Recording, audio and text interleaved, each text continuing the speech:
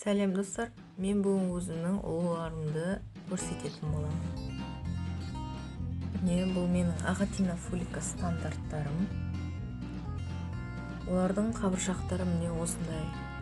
Апекстары түссіз или ақ кішкентай кезінде. Оларды мен көп ұстай бергесін, оларда осындай сынықтар көп шықты. Олардың терісі қоңыр, сұры болып келеді кейбірде.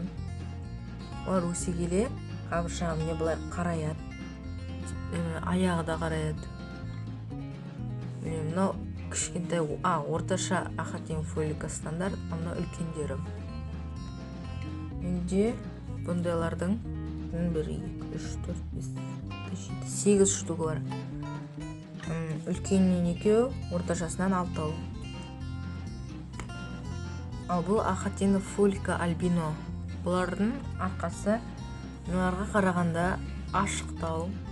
Арқасына ракушкасы ашық түстес. Терісі әппақ.